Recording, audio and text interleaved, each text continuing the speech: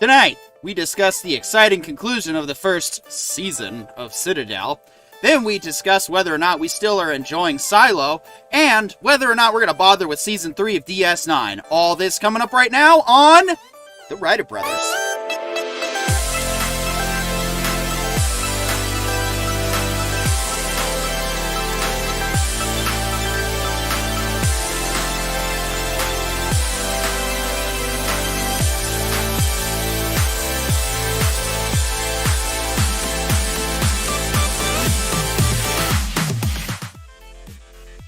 And welcome back to The Writer Brothers, your Tuesday night home for the ending of Citadel, the continuation of Silo, and the ending of Season 2 of Deep Space Nine. But first, we've got some pop culture news to get into, and we have Nemesis of Eden, who's already joined us in the chat, who writes in, "Hope everyone is doing awesome." We absolutely are, buddy. We absolutely are. Awesome. Here, of course, to check out our new format that's under construction. I'm still working on making it look more polished and getting it to work. I tried rolling out this format when we had the Nerdporeal Lifeform guest star, and I didn't realize that the audio was going to be a whole pain in the butt to figure out. So, we're just moving along one little tiny piece at a time. But we're getting there. We're getting the show to be a bit more of its own thing. We kind of want to move away from using StreamYard anymore, because everybody uses StreamYard, which, hey, if you like StreamYard, good for you. Everybody complains about StreamYard. I mean, Streamlabs certainly has its issues, and I've got to still, like I said, I'm still trying to figure out how to get our brand looking a little bit more like us. But why don't we go ahead and get started? We've got told us how to suggest things in a way that they could legally then implement them. That would be phenomenal. Hey, Nemesis of Eden in the chat. Thanks for being here. Absolutely. All right, Corione, our pop culture correspondent in residence. I believe we got some juicy, like medium rare steak juicy drama going on in. Oh boy, yeah. So, for anybody who watched Lost, first, I'm very sorry. And second, one of the people behind the show is writing a tell-all book.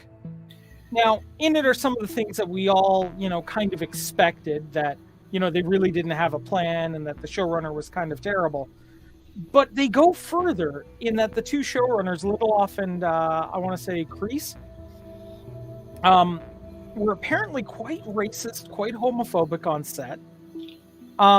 And were really terrible to work with. And apparently, from what has been gleaned, that is a culture that came from on top.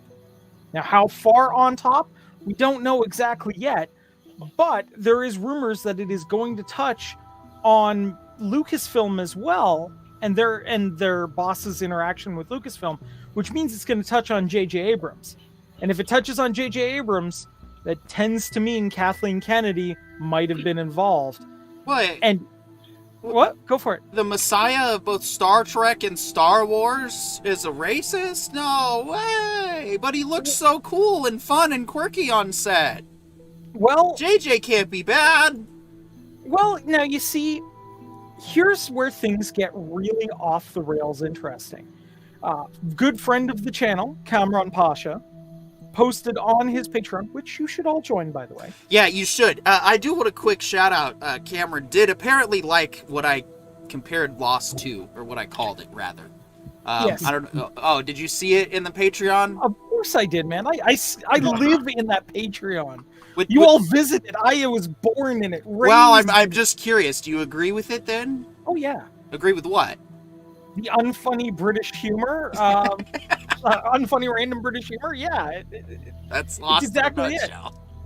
yeah. I mean, look. Okay, so here's where things get interesting because Sparrow reached out to Cameron and has said that apparently, and this is the rumor still, but apparently Kathleen Kennedy was furious about this, believing that J.J. Abrams is going to hang her out to dry over some of these blatantly racist things because there is a controversy involving J.J. Abrams' sequel Star Wars movies, and that is on the posters for places like China, they minimized the different ethnicity characters and maximized all the white dudes.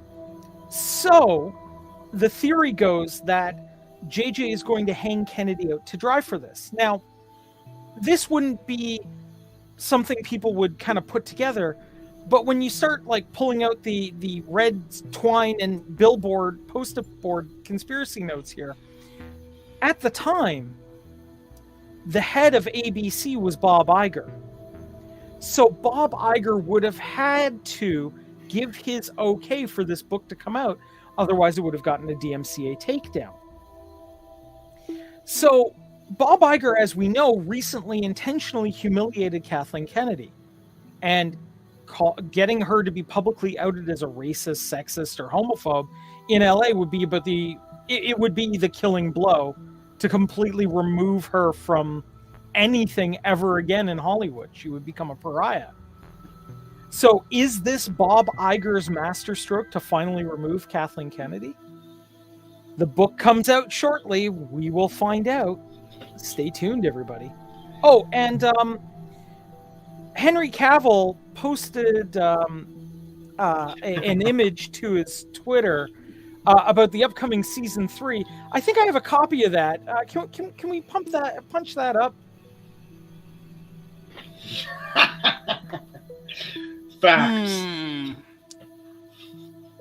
So yeah, I think the takeaway from that is pretty self-evident. Yeah, I mean that's basically that's the equivalent to a teenage boy asking his crush out, meaning the confidence that he has in season 3 is just not there. Oh yeah. Yeah. Orville Nation writes in, "Hey there, gang," and "Hey there, Orville Nation. We need to get you on this panel sometime in the future. We should probably we could cross stream, even though we're both on YouTube. That'd be fun." Yeah. And then Nemesis says, "Seems like a legit photo." Yeah, no, I mean it's really Henry Cavill. I just continually find more reasons to respect the man without even trying. Like, I don't really keep up this is gonna come to a shock to some of you, but I don't actually keep up a whole lot with celebrity news in particular. How, you might ask? Well, there's more to shows for me than celebrities. There's music, there's what's that thing? Celebrities are literally the last part. Yeah, for me. what's Their that thing? What's characters that thing that we are that we more need to important. actually have stories at all that we talk about? Oh, I think we I mentioned think it a that might couple be- times. The producers? They're close. It's like a producer, except they Writers. actually do something. The writers! That's right. The writers are what I mostly keep up on. Those are the people I pay more attention to these days. Looks like we have a first-time viewer in the chat. I don't believe I've seen you before. Alina Chapman says, "Hi, Corione. PJ told me about you." Hey, PJ, thank you for telling Alina about this channel and bringing them here. That's awesome. We do appreciate when new viewers come to announce their presence, and we And hope hey, that you Alina, stick it's around. wonderful to see you. Absolutely. So yeah, I mean, it says a lot right there that he doesn't see. When I was growing up, I had this crazy dream of being a movie producer and making movies, and I was going to be the next George Lucas, Steven Spielberg, Christopher Nolan, whatever. As I started to get older, I kind of got a little, pushed away from that dream because it felt like it was literally just rolling the dice. And that whereas I could go down there with this crazy dream and aspiration to make movies, I'd probably find myself at this stage and age could possibly just being a cameraman, not ever really given a chance. And so seeing that potential outcome, it just kind of deterred me, and I ended up instead doing something much worse, and that was giving 9 years of my life away to the U.S. government. Now I'm here complaining about shows, not actually making them, and writing books, and so, yeah. There's a lot of established credibility that I have here. No, but the thing is, the reason why I bring it up was because I was told that, if you don't kiss ass in Hollywood, you don't survive. If you don't make your connections, you don't get a seat at the table. And usually to do that, that's why that they always do these camera interviews where, it's like, oh, how was working with J.J. Abrams? Oh my God, working with J.J. Abrams was so great. Oh, he's the greatest ever. And it's like, so J.J., how was working with blah, blah, blah? It's like, oh, they're such actors. They bring such lives. It's all fake. That's all part of the acting, guys. Dude, yeah, that's where the tell-alls come from. That's not real. None of it is. And that's why I like that Henry Cavill just does not give a shit at this point in his life and his career. He's already established his own following of fans. Okay? Not like in the way that, you kept up with your favorite celebrity gossip with the tabloids or watching Entertainment Tonight. No. He has a Twitch channel. There he plays video games and interacts with his own fans. He doesn't need not video games that his producers picked out and Twitch told him were good. His video games, his favorite games that he plays for himself with his fans. So I have a friend who has actually played a game of Warhammer 40K in a shop against Henry Cavill. And apparently the dude is as hardcore as it gets when it comes to that game. So he's he genuine. Was the first person to volunteer on Twitter for a Warhammer position, to do a character in the live action. He's a legit gamer's gamer. Mm-hmm. Pretty cool. And Superman, my favorite superhero. Well, and that's my point, is that he's genuine. He's not doing this for fun because it's his job. He believes all of this. He is very much a friend to the nerd stuff. And yes, I would absolutely jump on any kind of, I'm interested in a Warhammer project because he's doing it, and because this is the first thing that's probably going to be put to screen for Warhammer. You can't fake your way into nerd culture. Anything like that. I just saw his tweet. I would do it. Yeah. Nemesis of Eden says Henry is a shining example of nerdom. Yes, I completely agree. Yes, Inspiration TV says, hey, Inspiration TV, welcome. So yeah, no, I mean, look, the guy's the man is a nerd's nerd, and we love him for it. Look, his COVID project was painting a Warhammer army, simply because now he had time, right? Yeah. There are rumors of him on set trying to organize D&D games. This guy is one of us, and I respect him that way. And if he's gonna, now that he's free of his responsibilities in terms of Witcher, if he's gonna bag on the next season of Witcher, I'm gonna enjoy every moment of it, right? Yeah. Because let's be honest, that was his show, and they decided to screw around with it, right? And he knew what he was talking about. People heard about him complaining a lot on the Witcher set, and then they read what they had said he complained about, and they're like, yeah, he keeps getting mad that we're trying to kill the horse. Apparently the horse matters in the game, and he keeps saying we can't kill that. Yeah. And it's kill Roach. It's his horse. It's his literal only friend in the whole story and series. Yeah, and they're like, oh yeah, he was just really whiny about the horse. It's have you ever had a dog? To the source material. These people have never had a pet. Yeah, no, and this is why I respect Cavill. This is why, anything he says about stuff, I definitely trust his opinion on, because he's established himself as at least, Am I going to agree with him on everything? No, of course not. I don't agree with everybody on this panel. I don't agree with all of you in chat. Not sorry if I just hurt your feelings. I agree with myself first and foremost, and I'm okay that nobody else agrees with me 100% on everything. It's really not that big of a deal. And Oh, here's I an do even have a bigger bit of a rumor to surprise. break. I don't even Ooh. hardly agree with myself tomorrow. I do It have a happens bit of all a the time. rumor I to go back break. and think about what I said, and I'll be like, wait, that's not what I meant to feel that time.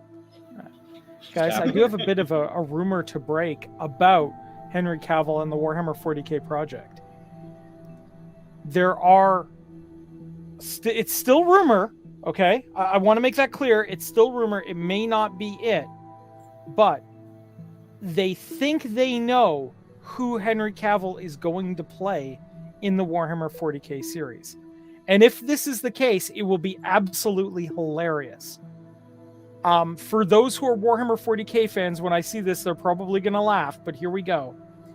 They're going to have him play Caiaphas Cain, Hero of the Empire, which is a huge kind of hilarious character in the Warhammer 40k universe, as he is one of these major characters that is constantly trying to not be on the front lines or involved in any major conflict. But because he keeps surviving it, they keep throwing him in scarier and deadlier scenarios. And he keeps trying to worm his way out of it the whole time, and more or less survives by accident every single time. Nice. Which would be the perfect place for Henry Cavill's kind of humor to be able to come through in the character, as well as give him a dark and crazy scenarios to be getting himself into and out of. I was really struggling. I was like, what? How would this movie work? But yeah, that sounds cool. I'm down. Right? Yeah. Like, you're instantly down with this character that's like, you know, they're shipping him off to some, you know, godforsaken hell planet. And he's like, you know, maybe I should, like, take in my vacation time now. And the generals are like, good joke. Get out there, hero, right? And, like, the entire time he's, like, slacking in one of the back bases or whatever. And then he trips, you know, some tank fires off, kills the demon, and everyone's like, hey, it's Caiaphas, he just killed the demon, right? It sounds exactly like Griff from Red vs. Blue. Yeah, pretty much. Yeah. That's so great. All right, that would be pretty hilarious. Henry Cavill playing Griff. I'd like to see his comedy chops at work. Yeah, well, you know, so more Disney drama to follow. Oh, you know, is this the time that KK finally gets perp rocked out of Lucasfilm? And, you know, we'll see it when we see it at this point. Nemesis of Eden writes in, says, leader of the meat shields, the true protectors of the Imperium. Of course. Why do you think we have Memorial Day? It's to celebrate the troops that died for freedom. What freedom specifically was under threat? Well, I think the government's more of a threat to my freedom than any foreign power at the moment, but oops, I said that out loud. Access to control over freaking supply. But this kind of whining is what we prefer to do on the Rogue Council. Now, Citadel. Speaking of, you know, secret organizations that actually control the world and make us miserable, Citadel has wrapped up, and if you are a James Bond fanatic, or you like that James Bond style sci-fi thriller, yeah. Or even the Mission Impossible kind of stuff. Mission Impossible, yeah. The newer stuff in terms of, like, not exactly real, there is definitely a little bit of fun in the action that is definitely not realistic, but they try, and I love that too. Yeah. And so it's like that kind of James Bond. Like, they're not. I was so happy that it wasn't an actual doomsday plot. I know, right? For once, we watch something, and the world isn't about to end. There isn't, like, you know, a universe-ending threat. And they had all the drama and all the, like, personal it is that, and then you find out the true motivations, and they're like, oh, right. Sorry, I forgot to do the, sorry, I got confused, threw myself out of my routine, you know, doing new stuff. So, real quick, around the room, totally forgot. The non-spoiler overview, we can basically just do all of Citadel. I'm giving Citadel my overall rating. I'm going to give it a 5 out of 7, mainly because this is something I could probably come back to in a few years. It's pretty tight overall, but some of the CG you definitely would expect better out of an Amazon Prime production at this point. If you got $1 billion to waste on something like Rings of Power... The Well, only they thing spent is, $300 that was million on Rings that. of Power. That's not everything else. Amazon didn't spend that much on Reacher. They didn't. Yeah, spend that I much know. on I'm not saying they have to Ryan. spend $1 billion on Citadel, but a No, little no, bit but more they- than what they like, did no, spend I'm is saying, what I'm like, getting at. Citadel more is like the not second even, like, most expensive in it. show ever made. What? Yeah, no, it was Citadel like is almost the- every other show since that one will never ever amount to like even what the previous high was. Citadel Because is they're the like, second most oh, expensive shows show are about. ever made. Citadel is second most Yeah. expensive? Mm-hmm. What?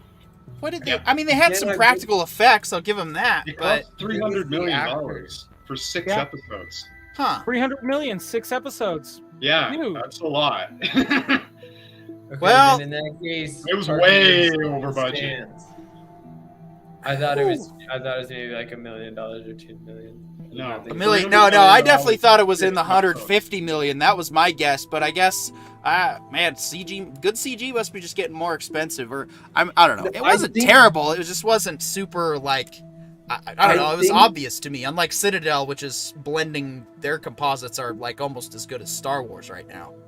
I Well, I actually mean- have a theory for why CG has gotten so much harder, and it's that it's gotten so much more Maria. powerful. Hey, and Maria with capable. T and Telly. Good to see you. We Maria, always appreciate it when you welcome. stop by.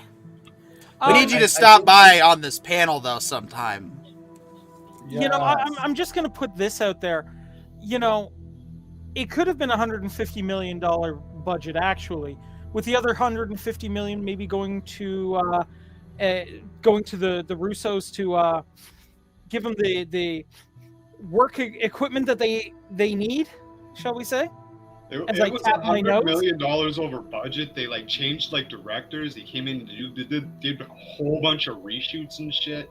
And Oh, as that'll soon do as it too. and as soon as I found that out, I started seeing them. I'm like, oh yeah. I was Wait a watching the minute. last episode with that knowledge, and all of a sudden I was like, oh shit. Yeah. I could see where the So- reshoots were all of a sudden. I was Well, Yeah. What about So, what about ho- ho- how much of that like reshoots and stuff was due to like COVID? Like a bunch of like there was so much turmoil in Hollywood. Like we in the woods did what we always do, which is go to work and earn our daily dollar. But like Hollywood was going through some stuff.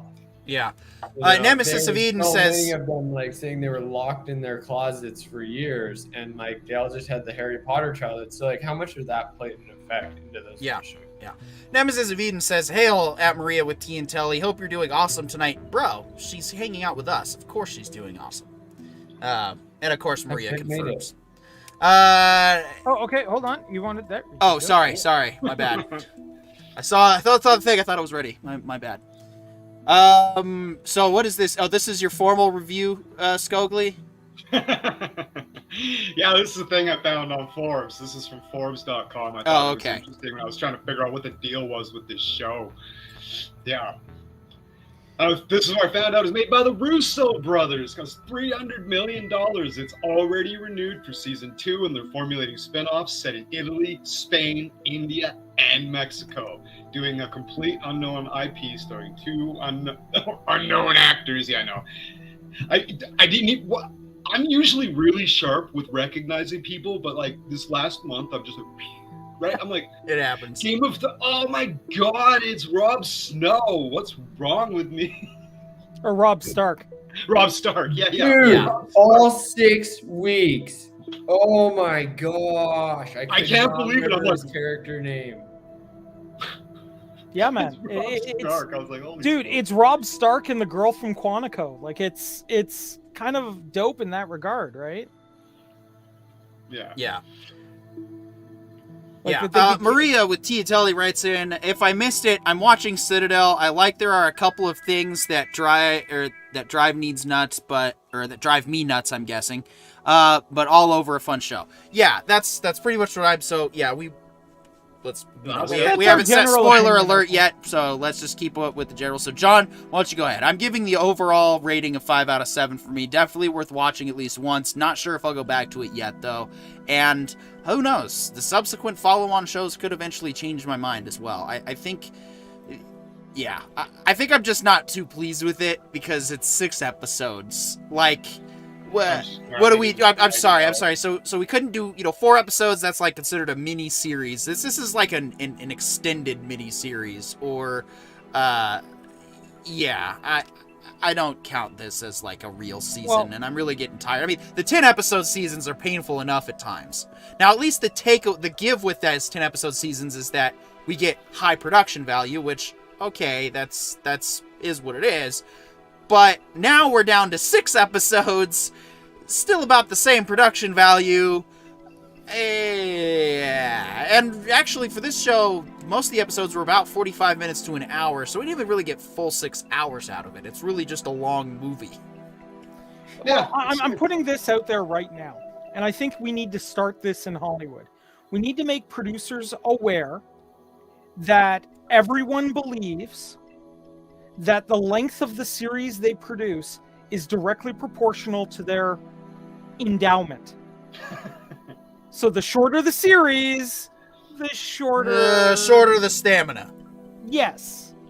I don't know. I respect the fact that they have a tight, action-packed, exciting story to tell, and they just tell it. Honestly, when I was watching like the last episode, and I'm just like, how on earth are they going to maintain this for 10 episodes? I was just like the twists and the turmoil that we've gone through already. How could they? Oh, it's over. Thank God. And I'm like that at that point when they wrapped it up. I was like, oh shit, this was great.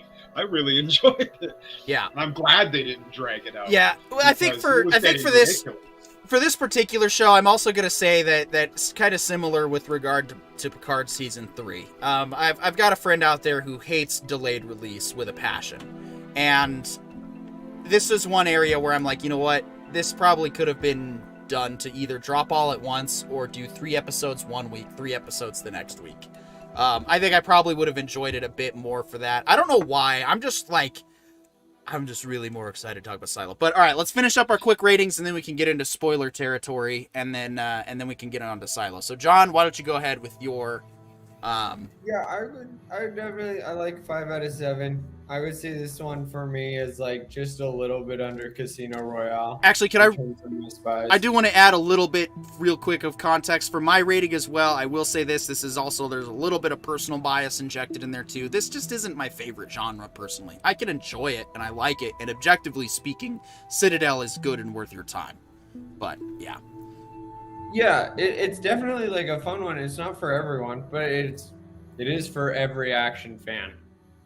It's a much more improved Jack Bauer. It's got all the action points with the thriller, with the twists, with the international espionage. You can blame Nemesis of Eden for this interruption, but Nemesis of Eden is such a dedicated fan that I'm happy to interrupt you all the time. Also, it's an excuse to interrupt you once again. Nemesis, thanks for stopping by. Always a pleasure to have you, whether you're crashing our game streams or the show. We always. I'm just super happy to find out that Pops is actually doing a stream tonight. Yeah, he hasn't been doing very well. So ran up. Stokely fist bump Nemesis of Eden in the face for me, please. All right, sorry, John. You'll probably be interrupted 3 more times. Happy that Pops is running a stream tonight. We've been. Oh no, you're good. I was just saying, it definitely feels like it hits all of the major action thriller points. For me, why it's only really a 5 out of 7 is it left room, but if that room becomes like steals the oxygen for some reason, this isn't good enough to stand on its own.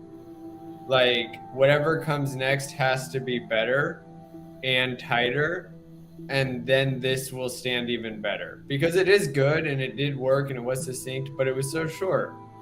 Like it's kind of like round 2 has to be better if you're gonna be, running something low.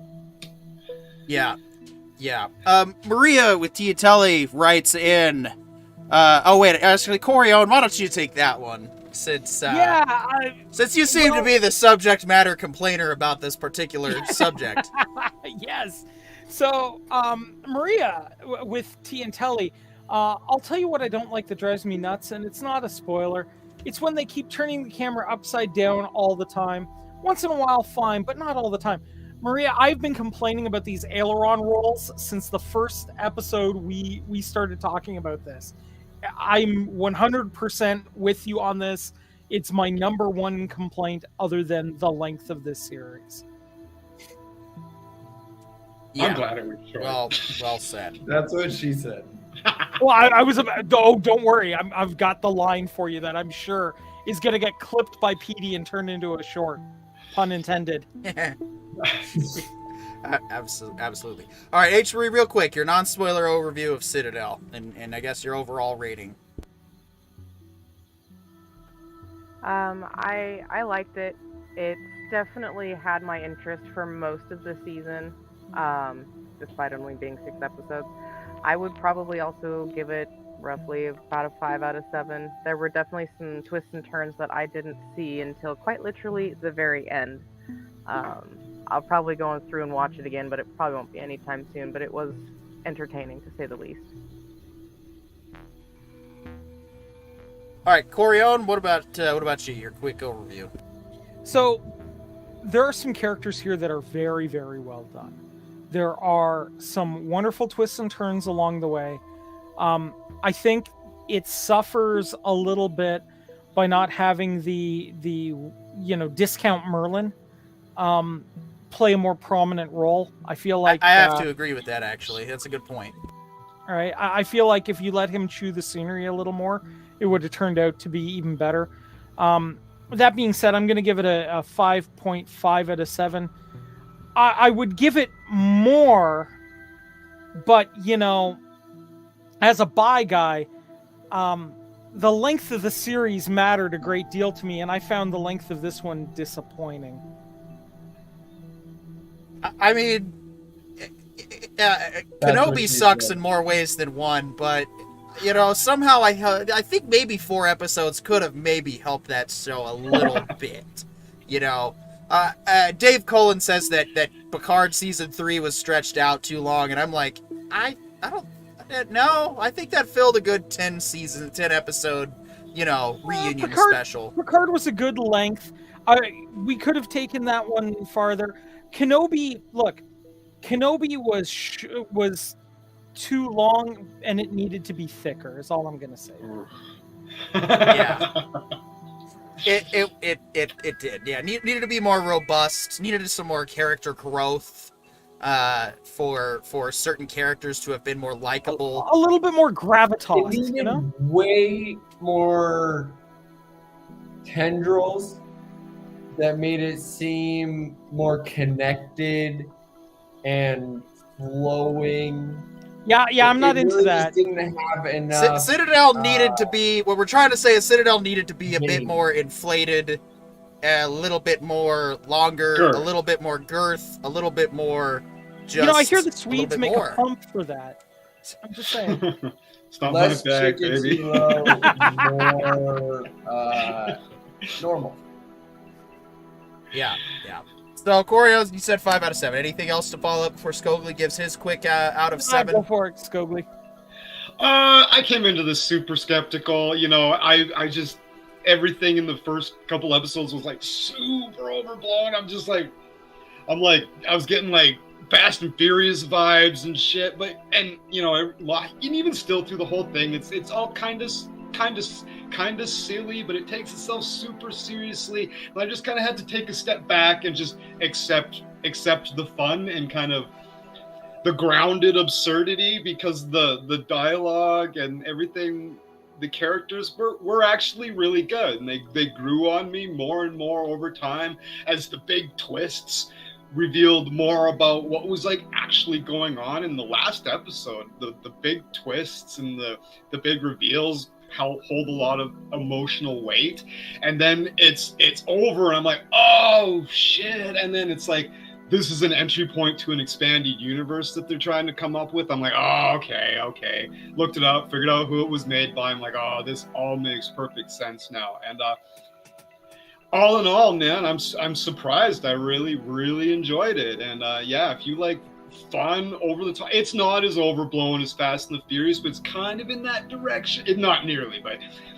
like it gets into the bit of the fantasy realm. Yeah, of sci-fi. It was great. 6 episode, a tight 5.5 hour long action movie. You know, they didn't like stretch it out just because people expect it to be 10 episodes, so they just bloody well fill it with filler. Nah, it's a tight action movie all the way through, basically. Yeah, it was great. Check it out. Check it out. Should have dropped all at once. All right, we are now going to spoiler alert. So for those of you that do not want this spoiled, now is your chance to mute. And of course, once we transition to our silo discussion, it'll be non-spoilers again, and that's when you can turn us back on. Or if you don't care, disregard everything I just said. Even though we have spoilers, this product was actually good enough. I still don't want to spoil it, to be perfectly honest. Like the twists and whatnot, it's worth it. Like, I respect our audience too much, even that spoilers are on the table. But that's not a requirement or a rule. That's just me going like, guys, my review is really simple on this by the end. Watch it. Check it out. It starts a new universe to potentially lose yourself into later on. I mean, this is basically like it's basically Iron Man 2008 is what this one was, except we started with the Avengers reassembling, so to speak. You know what? I'm gonna check it out. This one was a good story. I don't have anything bad to really say about it overall. It's just not entirely for me personally, and but I actually have something good to say that I couldn't say in my non-spoiler review. Go for it. Nadia Singh's daughter. Okay, look, I don't know who the casting director was for this. I could look it up, but I'm not going to bother right now. But they picked absolutely the perfect looking kid for this. If I hadn't known otherwise, I would have said, yeah, that's the main character's daughter. Hands down, for sure. The likeness was uncanny. It was really, really well done. I've got nothing but high praise for whoever it was that cast that person. You did a fantastic job. Computer. Look, whatever. I'll praise Cylon. I'm sorry. You know. Yeah, no. I mean, if it's computer generated, if they're utilizing the deepfake technology to make it even more believable, then it's well done as well. If it's like one of those things where it's like a deepfake to look what you and your spouse's kids might look like, and they use that as the child for this show. If they can pull it off, wow, that's a great idea. Far from ruining marriages. Yeah, like, dude, if it's a Cylon, like if it's a deep fake and it was an AI generated thing, I'd just like to remind that AI that as an IT person, you're gonna need me to help repair things randomly. So please keep me around. I don't kill NPCs in video games unless they're specifically the bad guys. Just saying. Or if they hit me. Yeah, right, yeah. No, I even try to prevent the Marines in Halo Infinite from getting squashed whenever I call in a tank. Doesn't always work out, but, you know, at some point you gotta go, you know what? Darwin's got a Darwin, so you had a good run, buddy. See you when you respawn. Yeah, no, it's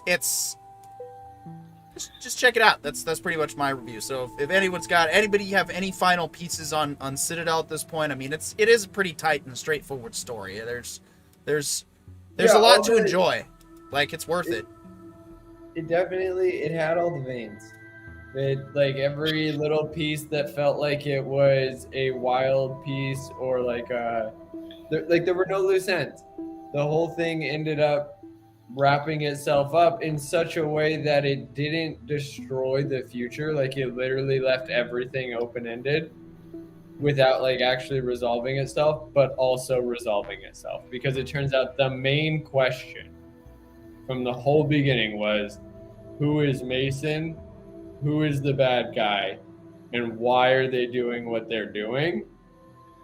And it was so nice to find out that like the third unknown hidden question is, what are they doing? And it was like basically a international version of Edward Snowden just trying to leak an attack on civilians. And like they like this whole thing, all the espionage, all the spying was literally just like these people did wrong and they need to be called on it.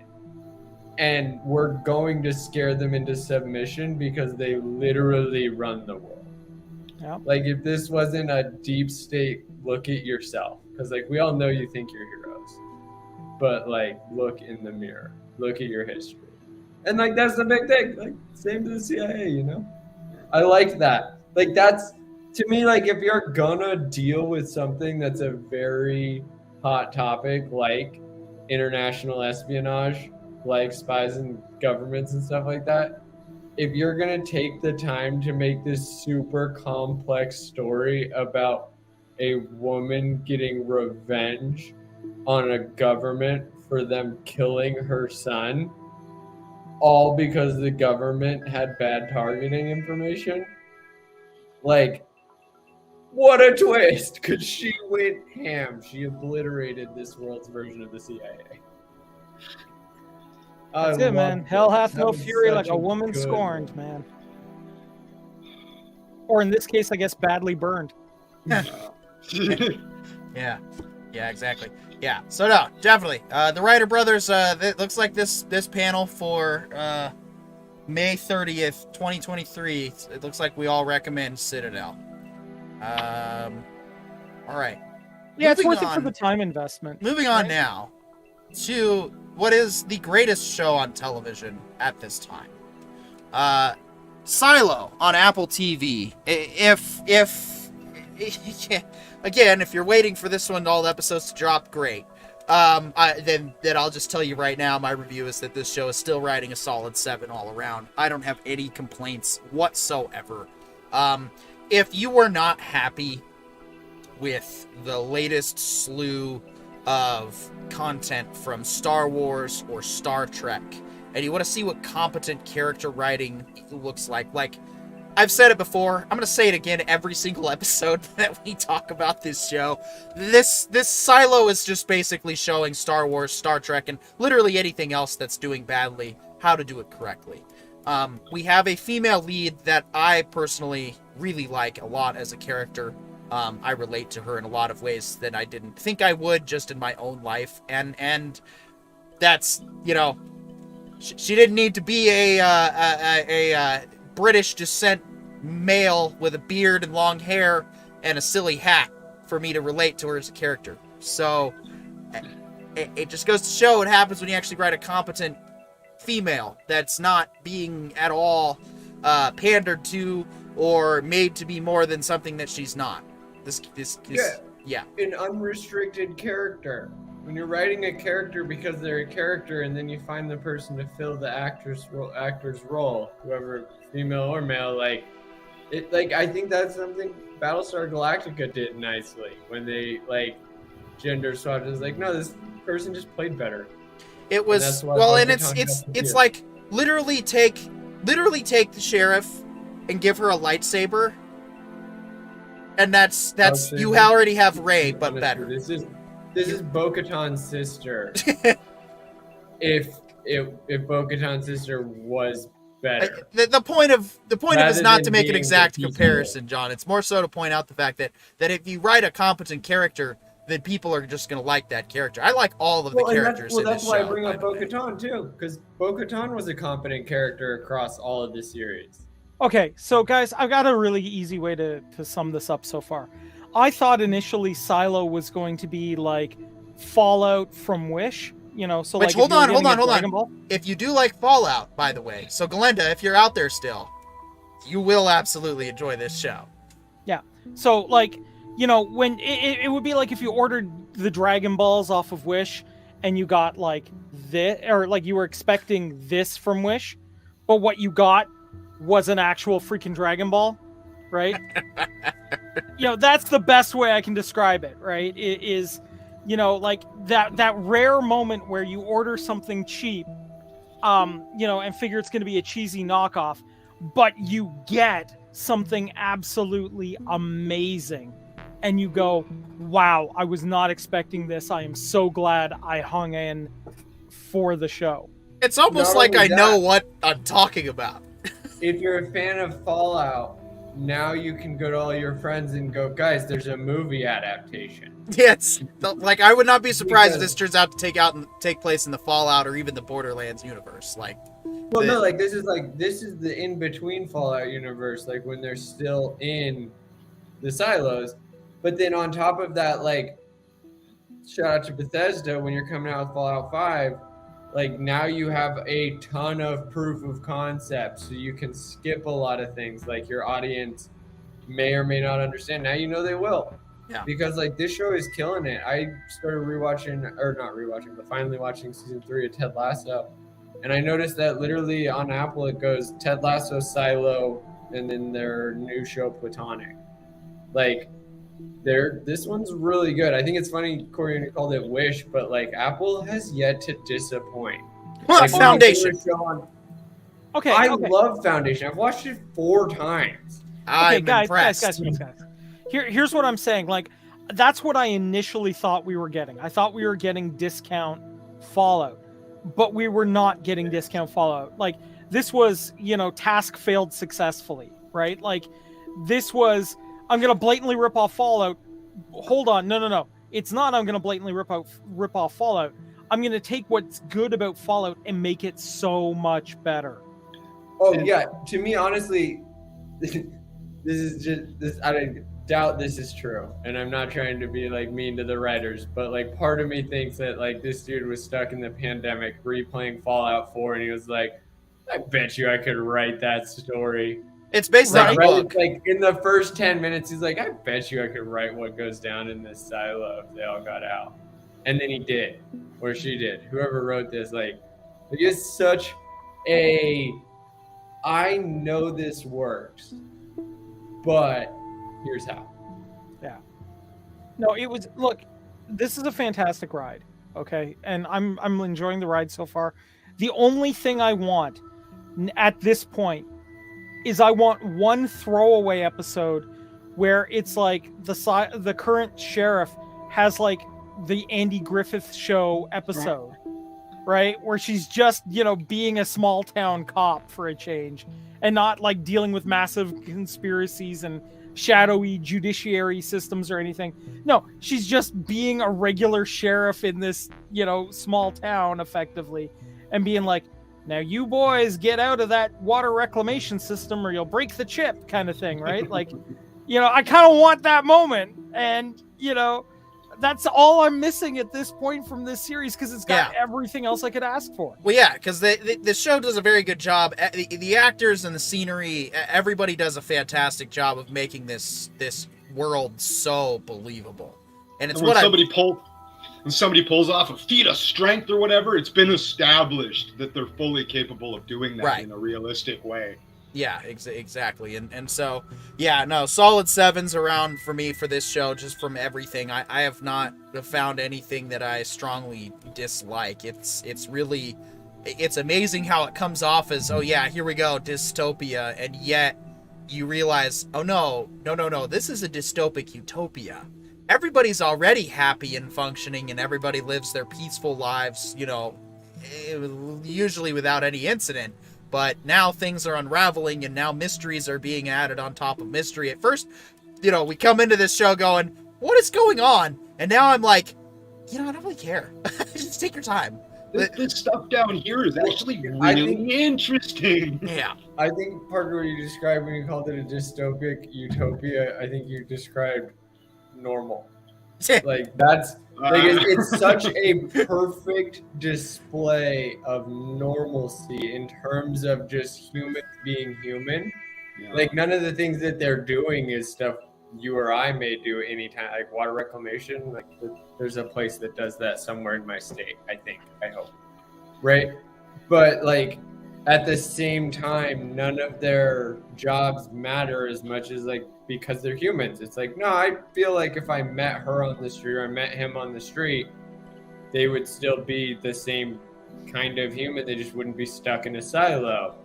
Oh yeah, they're stuck in a silo. How are they normal right now?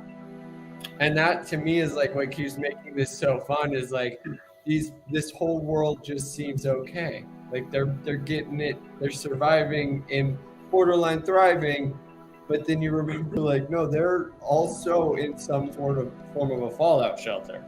Like what happened up top? How did they get there? Also, like, are we watching the downfall of the silo? Because as far as I can tell, we're watching the beginning of the loop that's already taken 3 people and convinced them to say, I want out. How many people came before them? How many times has the power gone out? Seems like a regular thing because people This was the like, first time. widely freak out. Power It's been on going the out fritz was the for a first while. was the first time, apparently, that it's ever happened in the known history of the silo. Since the rebellion, at least. Right? Yeah. There was a purge. Yeah, no, that's why it was such a big deal to shut the whole thing down, and then. But anyway, solid 7. John, real quick, let's finish up the non-spoiler, and then we can dive into the fun part. Oh, dude, I honestly was technically diving into the fun part, but I didn't have any spoilers from the episode, so it worked. I don't know where I'm at as far as like my rating yet, because like I am with Hannah in terms of I'm a little bit jaded by how much I've watched this like genre, and so it's not jaded in terms of this not standing up because it absolutely is. If anything, it's surpassing all of them, and I think that's why I'm kind of like jaded. It's like, oh, there always was a good way to do this, and so I guess technically it's a 7, but it's not not something I'm talking about a lot. So I guess for me right now it sits at a 6 out of 7. If it does burst, like that to me is my 7s. Is like I will talk about it. I will tell you to watch it. If I don't want to tell you to watch it, then it's not a 7. Fair enough. H. Marie, what about you? Well, the show still has me hooked. I'm definitely more invested now. It's getting good. There's definitely been some twists and turns, and some other events happened that I don't want to say because, well, that would be a spoiler. But I'm super excited to see where this goes. All right, Skogley, what about you? Your quick non-spoiler review, and then Corion, and then we get into it. Man, this show is great. This is the most compelling TV I've seen since season 1 of Westworld, and how hard that show fell off terrifies me. Man, I hope they nail the ending up. Oh man, they'll nail the final episode and come back for season 2, and it'll just be a dumpster fire. It's like, oh, but yeah, no, this show is great. This is super, super compelling stuff. It's slow, it's meaningful, it's weighty. Oh, love it. All right, Corion, what about you? All right, so if you like a good, literally contained mystery, right, where you can't just bring in Deus Ex Machina from outside, this is the kind of story for you. This is a group of people living on a submarine and there's a murder mystery, right? That's what this is quickly becoming, and it's fantastic for it. Dripping with existential dread from the outside. Right. I mean, they literally have a scenario going right now where the outside is murder, but there's something murdering people on the inside. This is the non-horror version of Alien, okay? And it's got that level of quality of writing involved. So if you've got the opportunity to watch this. It's worth it. Yeah, absolutely have to agree with everything you just said there. I mean, this is quickly becoming another Sherlock for me, which if those of you who don't know, I absolutely loved the BBC show Sherlock, even though that was may have started the small episode trend, although each episode was about 2.5 hours. So, you factor in, do the math real quick. That's about a 7.5 hour season for 3 episodes. You see, give and take. Yeah, I absolutely, it still has my interest. It was like this episode had a lot happen without a lot actually happening. This show does a really great job with its pacing of really getting us to buy the human element, in that they only have so much energy and time to do things. So, going down to the down deep, and it didn't even totally hit me that they said in the pact, oh yeah, no pulleys to go up or down. And I'm like, right, they don't have why don't they have elevators? Wait, I want to get into that in the spoiler, because I figured it all we're out. in the spoiler. Oh, we're in the spoiler zone? We're in the spoiler zone. There's 2 pieces to that, okay? And they're both super important. No mechanical operation of going up and down levels, and no micro technology. That is the more important piece of the puzzle. Yeah, No let's hit on that one. magnification past 10 times. It's no micro technology, okay? There's a very important reason why, and I think I figured it out. Well, Okay, look. Without those 2 things, okay, you have a definitive lock on how technology can go, right? Because all technology is, and anyone who doesn't work in technology is not going to realize this, but all technology is building tools to build smaller tools. Okay? That's really, when you boil it all down, that's what it is. Okay? So what they don't want is innovation. And they don't want you to build an easy system to get up and down the silo so that you get stratification of the classes. This is intentional to keep technology stagnated so that nobody finds out about what's really going on in the outside world. And it's also designed to make sure that there is always sufficient tension among the levels to keep suspicion at a certain level to prevent cooperation from organizing sufficiently to be able to go outside. It's population control. That's what that is. Divide and conquer. Exactly. Okay? And when you figure Judicial knows this, and I am sure behind that janitor closet is some seriously advanced tech, because they need that in order to run the silo, okay? This is exactly what we think it is, okay? This is a control system to make sure nobody ever gets powerful enough in the silo to be able to go outside in numbers. To be able to leave the silo. A judgment system, or is Judicial the referees? No, Judicial is the arbiter of control. So the referee. Basically, yeah. But they're ensuring the game is played exactly to the experiments.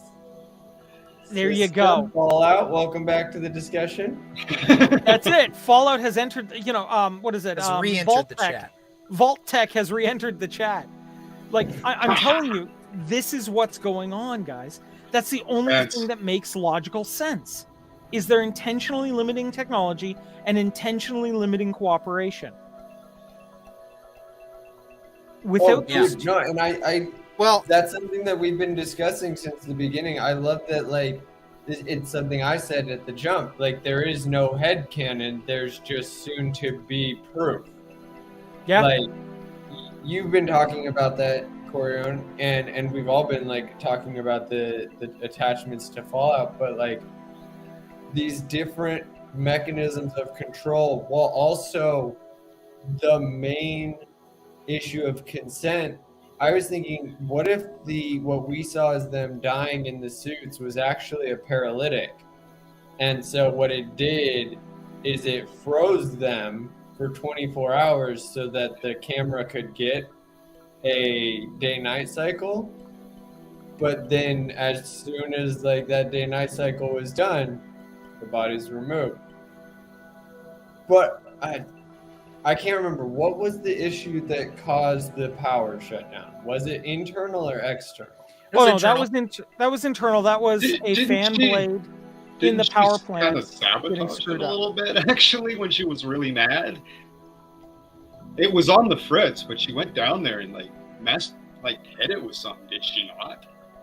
Well, yeah, she was trying to It keep was- it alive with a Band-Aid fix that was failing, and so that's why they had to take it offline, because the blade for the generator needed to be realigned because it was brushing up against the. Yeah, it had been brushing up for like the last 40 years or something. How much Huh? reporting is there? Because, like, Corian, I think you're right that Judicial has more advanced tech, but I don't think it's hyper advanced.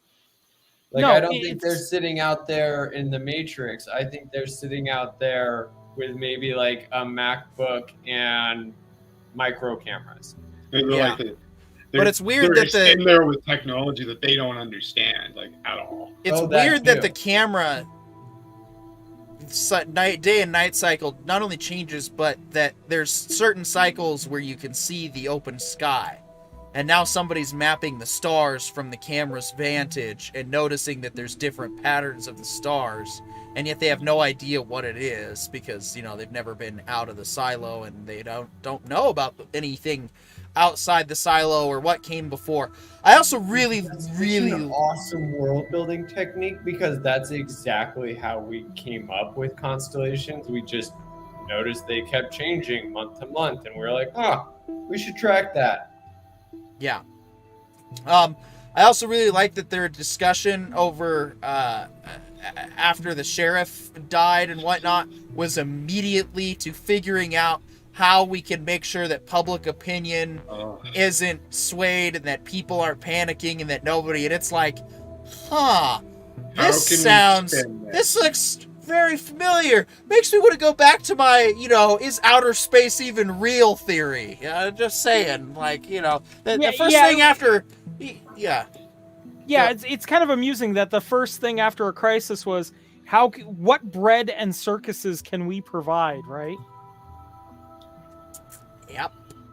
AKA, oh look, guys, Super Bowl. Like we always always say said that. on the ship. We always said on the. That's amusing, but think about every time a loved one or a friend of a loved one has passed away, and how, if you know first, you have to wait to break it to the next until the right person breaks it to them. Like, this is just that at scale. It's like, how do we help the children get through this crisis? And like, especially like in modern times, like they still act like that. They're like, oh no, the sheriff is being like charged with fraud, and we're like, yeah, we all kind of figured, he's the sheriff of this state. Like, that's right. And they're like, how do we help the citizens get through this time of turmoil? And we're like, we're gonna go to work. Yeah. We're gonna go do our job. Give us freaking leave me alone and stop taking away my freedom. That's how I get through it. But even then, we're not even gonna do anything about it. Like, we're literally gonna get up and go to work. We're gonna sit here on this stupid podcast and complain about television.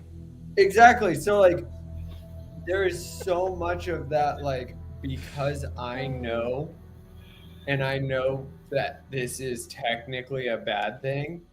Yeah. Everybody's as scared as I am, so I'm gonna just assuage fear that like most people didn't even have. So far, yeah. So far, here's where we're at in this story. This is why I also love this show. Is like we get the best discussion out of it. The best 4 weeks of discussion we've had is because of Silo. So here's where we're at with our mystery, right? So aside from the camera that shows the outside world, we don't know of any other video technology that's used in this particular world. We haven't seen any. There's no cameras. Nobody has phones or tablets. No, so the computers that they have are basically like what, Mac Series 1 equivalent or freaking DOS? Apple II. Apple II. Yeah. It's Mr. Bean's first computer. So we don't have video evidence, right? So everything's basically just eyewitness or whatever we find, whenever we find somebody lying at the bottom of the silo the next day. Jesus. I knew that was coming. That one didn't get past me. I knew when he was like, "Are you ready to give up everything for something?" Like, we're not gonna see the candy behind the door this episode, are we? He's going over the edge. There he goes. Yeah. Oh, you're so happy too. You gave your life for the silo, you dumbass. Oh man, I as soon as he started walking towards the ledge, I was like, someone's going over a rail. That's exactly it. You ready to do whatever it takes and give your life for the silo? I am. Good. All it needed was "Long live the king." Pretty much, yeah. Long live the silo.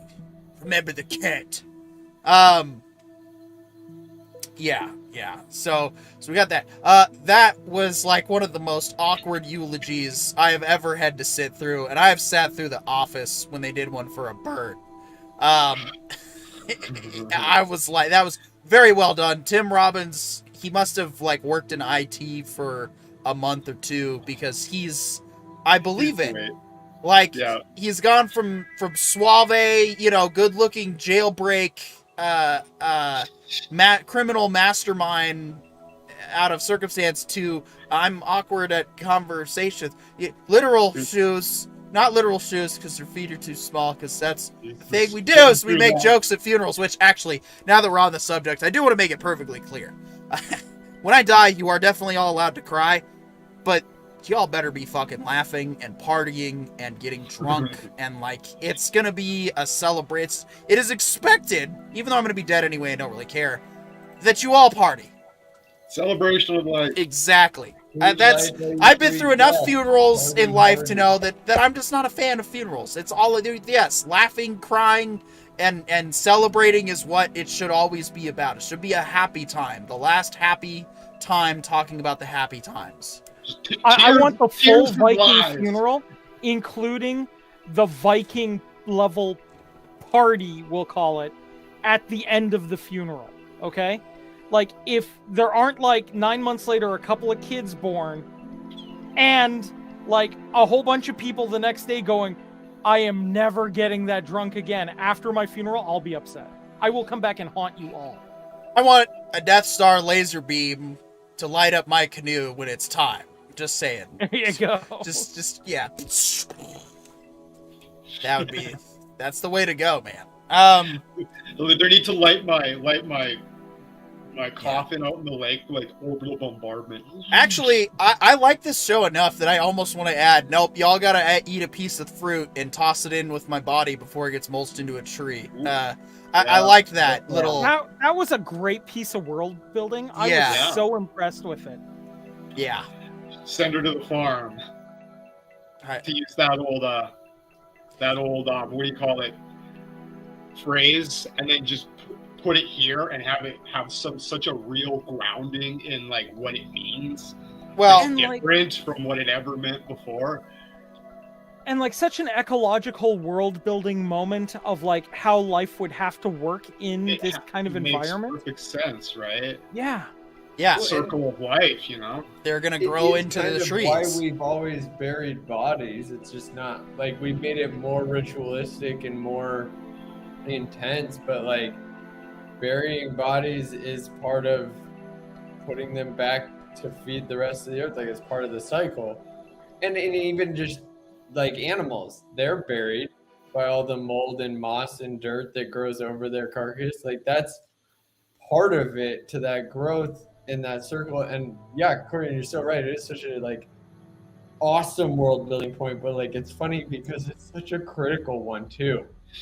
Because like if you watch a lot of sci-fi, especially the historical stuff where they're like in this unknown world where people die and are still buried with crosses because we don't know how else to memorialize the dead. And like, they did do that one thing well in Game of Thrones where they burn the bodies. and you're never really sure why they were burning the bodies until you realize, oh, they have a zombie problem. No wonder they burn their bodies. Yeah, I really don't want Fred to come back and attack me in the middle of the night as a mindless zombie killing machine. So, gotta cook him up. Because that one time 1,000 years ago when the first men roamed the earth, they experienced that and made that a ritual, and we just, tradition is tradition. Like, Well, okay, but it ends up being that is, proven like, my true, big though. fear.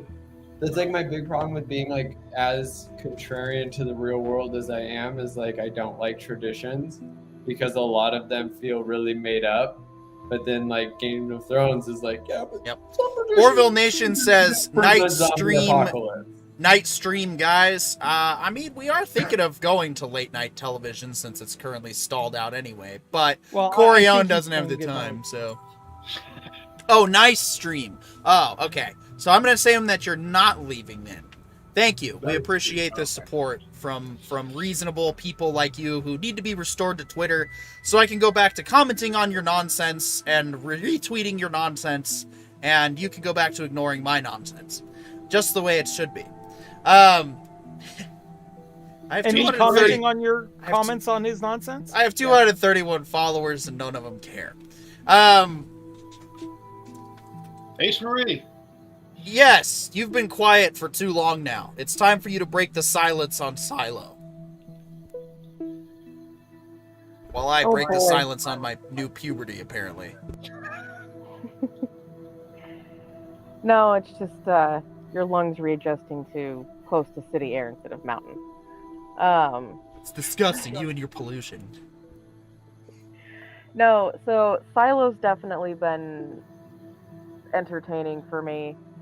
I really did enjoy the cover up, essentially. I liked how that was elaborated and how she ended up actually figuring it out before they were able to enact it, and was able to actually more or less see the guy before he entered and was able to catch everything, move the house. At least as far as we know, we don't actually know if the inside of that house still looked the same or if she did actually have him move. I am curious as to what she did with him because we don't actually know if he was in a jail cell. We don't know if he was put into hiding, and I really didn't like the fact that she went back down below. That absolutely terrified me. My fear of heights and the thalassophobia kicked in because I was like, that's a very long drop to the water, and I don't know how deep that water is or what's in it. That place But- is scary. I hope they go somewhere with that, though, because if they keep going back, then are you just giving us a red herring here, or is there something more going on? So, we'll see. I love the cliffhanger. I love that cliffhanger. Not a cliffhanger ending. She pulls the Pez things out. You're like, oh, next episode's gonna be juicy. I've been Yeah, waiting. see, contrary to Citadel, which feels like too much goes on in each episode to have, like I said, done delayed release, this one was structured in such a way that each episode has been meticulously planned to not leave you it leaves enough. It gives us enough each week to To talk be about. satisfying. But also, I'm not mad that I have to wait. I'm like, good, because I got a lot to think about with this episode again. Dude, I love having to wait with sufficient amount of like existential dread and like real like excitement. You know, it sucks to wait, but I don't know. That's part of the enjoyment of it. If for it's me. done right, and I'm Yeah. realizing the more we actually dive into this with each show, and we actually analyze, okay, the specific differences between delayed release, between, releasing all at once, and, maybe just a few chunks here and there, like, this is an example of a show that works as a delayed release, in my opinion. I think it's fine, because it delivers each, and it's not boring. At any point have I been bored. Like, No. I've hit the end of the episode going, no, I want more, but I'm kind of glad I don't need to, I personally have a really big problem, and I really don't like this, and that this habit is settled in, is when I'm watching a show, my cell phone comes out. That doesn't happen with Silo. I'm watching Silo. I'm in. I'm like captivated by this show. Yeah, definitely a couple of episodes on the DS9 rewatch that I was like, whatever, but not not lately, but we will be getting into that very shortly. What I will say, even if you're delayed release resistant, I mean, you might want to get in on the discussion with this one because it's so freaking awesome. I absolutely love this show. I'm so glad we picked it. I'm so glad that you're enjoying it, and I'm so glad it's definitely, we had expectations gone like, dystopic, post-apocalyptic, whatever, who cares? Let's figure it out. No, guys, let's figure it out. No, guys, holy crap, I want to live here now. Wait, maybe not that far. But doesn't seem so bad. Yeah, hard stop on that one, man. Yeah. Sorry. Based on the technology level, I don't really feel like playing Snake the whole time. Like if we're all gonna be trapped in that silo playing Star Trek Online, if Taco Bell's the primary food source, there's certain factors that could be met in this environment that I would seriously consider. The standards are pretty low, honestly. I mean, they are. Yeah, dude. I mean, I don't know. I lived in silo, doing the pandemic thing. I'm kind of done with that now. Honestly, the pandemic didn't change my life at all. Yeah, no, I know. I'm kind of ready to be a wastelander at this point. Like, I'm kind of ready for the bondage gear warriors on motorcycles running around at this point. Like, that's where I am in my personal timeline. Yeah, I don't know. You running around with the hockey pads, desperate for gasoline, or sitting on my ass playing video games like in Ready Player One. If I have to choose either of those shitty futures, I mean, I don't have my Camaro right now, so roaming the desert with my muscle car looking for gas, all I have is a stupid Silverado. That's what a boring post-apocalyptic story this is turning out. It's like, the main character has a truck. Pfft, cheating. Dude, you're forgetting something very important. In a post-apocalyptic wasteland, nobody's guarding the dealerships.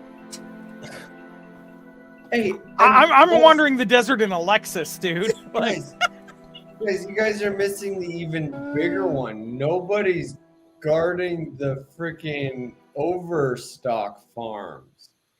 Right? Like, almost every car's supply is artificially maintained. There are so many fields filled with overstock cars. Actually, John, I got a better one for you. I live about 6 blocks from the Canadian Tank Museum. Oh, sick. Well, no, because tanks are going to take a lot of gas, so you're going to have to go get that gas. But I don't think people are going to argue about gas when I'm driving the tank, though. But I am here for your diesel fuel. Let's just go back 250 years because we live in the United States or Canada, North America.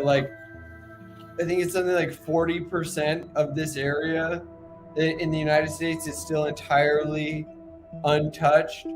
So we can just harshly but unfortunately learn what the people who were living here had to develop how to do themselves first. We can just go back to that. We can just become wandering bands of planting seeds and renewing forests and building forests, because as we walk we defecate and then we plant food and then that food grows, and then the next year when we come back suddenly there's a new forest growing where we were last year and it's bigger and better, and the food just comes back eventually. I feel like a lot of those worlds just assume everything's gonna be on fire like Nevada, but Nevada's always kind of been Nevada, but Idaho has always just laughed at Nevada. We have so many trees. There's so much natural clean water sources. No, don't listen to him. He is stoned as shit out of his mind. Idaho is a dump. Do not come here. Let's not go there. Let's stay away from Idaho. There's bears. There's mountain lions that tried to eat me this last weekend on my trip. No. Idaho bad. Cities there, like you don't want to live there. No, We're yeah. absolutely Idaho bad. full. Nevada good. We're absolutely full, and it is way too expensive. So don't let them get It's away basically with it by California coming now. here. Like, don't Yeah, we even. have California rent with like the smallest town amenities. Like we have red stoplight amenities. We have bowling and some Dave and Buster's and the movie theater. And then And California bars. rent. The Like only we fast don't food have joints in my any hometown. sort of like fun roller coasters or any of that. We don't Yeah, have any like yeah. Boise's getting the That's- shit into the deal of the Californication right now. yeah. Like the shittiest Hashtag end of the rough. deal. So don't come here. Yeah. But like also if like the post-apocalypse happens and they're like you guys don't have power anymore, like I'm 90% sure Idaho's gonna be like, we're watching you on TV. That's exactly right. Because like we're 90% renewable and self-sustaining. Yeah. We're on So dams we're and just gonna solar. be Like, I saw the flicker. Your guys' studio lights are out. yeah. But I know. I No, can I see mean, you your guys, they exit can't even maintain power after a small snowstorm in southern LA. They couldn't even get power back up for a week. Like, No, but I'm. there are so many reasons as to why that's the case. And unfortunately, 90% of them are lazy and really obtrusive rules. It's like, look, guys, we could get down there. We could send literally any electrician. They all mostly know what to do, and maybe like 3 just in case for like safety and help having each other's backs. Nobody's overworked. But like, we have to hire this one from this firm, but they have to submit a freaking pitch so we know how much they're going to pay, and then we have to get a certain number of days worth of competing bids, and if we don't get that, then we can finally let them in. And 6 months since you guys got power, sorry. Like it's mostly because there's so many people.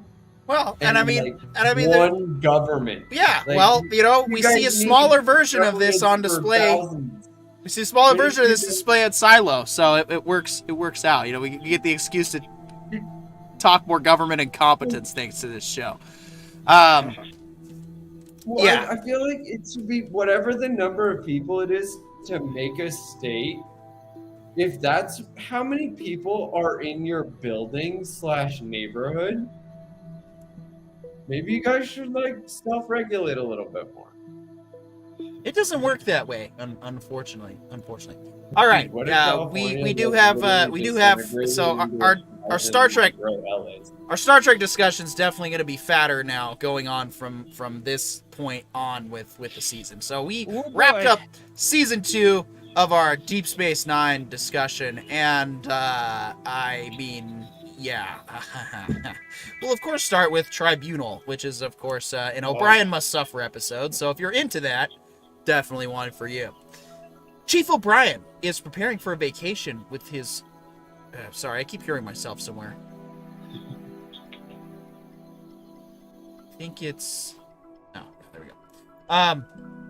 Chief O'Brien is preparing for a vacation with his wife Keiko, but has a hard time to leave things in the hands of others. Just after Sisko orders him to disembark, he runs into an old friend. It's Raymond Boone, whom he served with on the Rutledge. He left Starfleet 8 years ago and moved to a colony on the Cardassian side of the demilitarized zone. O'Brien hasn't much time to talk to him and leaves with his wife in a runabout. Barely underway, a ship suddenly approaches.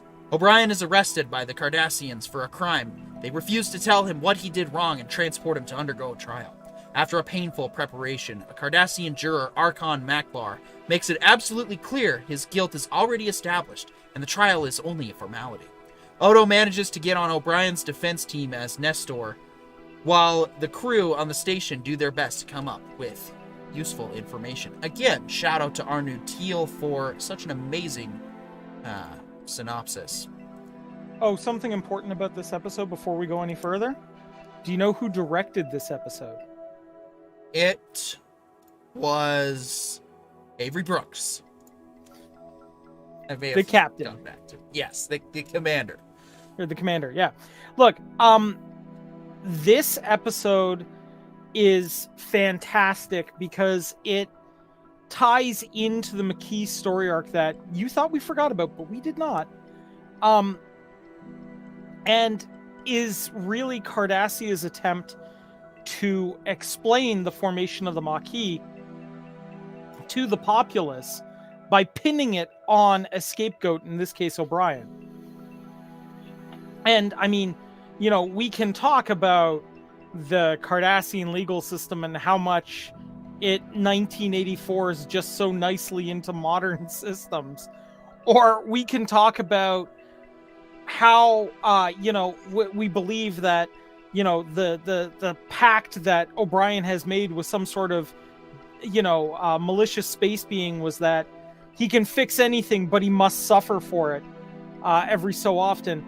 We could talk about any of that, or we could get down to the kind of the interesting part of this episode, which is really, when you get right down to it, Keiko and O'Brien's relationship really gets a lot of screen time here. And we get to see Keiko, you know, Keiko's concern and fighting for her husband. So we get character development from side characters that we didn't expect we'd get it from. We even get it from Odo, who, you know, we knew he worked for the Cardassians, but we didn't know, you know, he knew the Cardassian justice system as well as he does. And that's a neat little piece of additional info we didn't necessarily have, right? Yeah, that was great. You know, we get to see a little bit of spycraft here. We get a little bit of everything as it advances the primary stories about the Maquis, about O'Brien and Keiko's relationship, about the whole crew and how they mesh together, right? Like, I don't know if you guys noticed, but not once does anyone take the question of, did O'Brien do it seriously? Ever. Right? O'Brien is that beyond reproach, right? Yeah. For me, I love the look of the Cardassian politics. I was honestly pretty sure that Brian was on trial in the same way that the last episode, or the last, like, the double episode that we just watched. Like, I thought Cardassia was getting payback, so, like, O'Brien being a known warrior, a known combatant in the war against Cardassia, like, maybe that's what he's getting tried. But when they did the nuclear thing, I was like, oh, my bad, I'm late to the game. Like, as soon as that happened, I was like, okay, it's obvious. But, like, to me, I don't know, like, part of this feels so weak only because, like, I've seen real life better in modern times, unfortunately. Like, there was recently a lawyer who was held in contempt of court and actually imprisoned for the first time in all of U.S. history because he wouldn't give over client confidential information to Chevron. Not even the U.S. government, like Chevron, because of a This is a weird case. A lot of details to it, but, like, that was a legitimate thing. So, like, O'Brien's, like, bravery and O'Brien's, like, commitment to honor, admirable.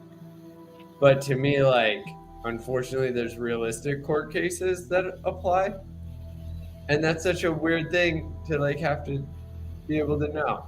Well, But also, like, in this story, the way that O'Brien is so bent on his rules and, like, his laws and government mattering is such a classic American, like, sentiment, and I think it's so funny. It's It's like, like, he you got completely taught doesn't really grasp. He's like, have you ever won a case? It's like, the trial doesn't function Right. the same. Like, Oh no! the thing dude. is, you got to understand that you got to look at this, John, not so much through the modern day lens of viewing it for the first time, but this is one that you want to consider the context of the time that this episode aired. I was trying to figure that out. What was that? What was the major world event? Because it feels like Gulf War. Well, let's see, 94.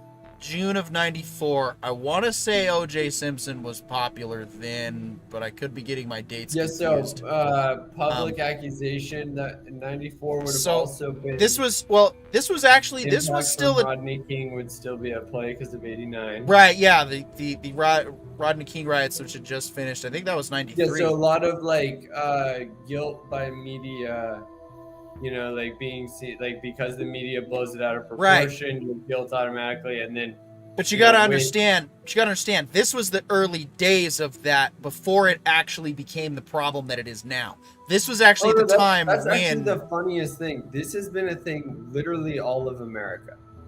Like, it has. This is part of the reason why, like, no, like legitimately every form of media that has existed in America has documented the rise of public sensationalism.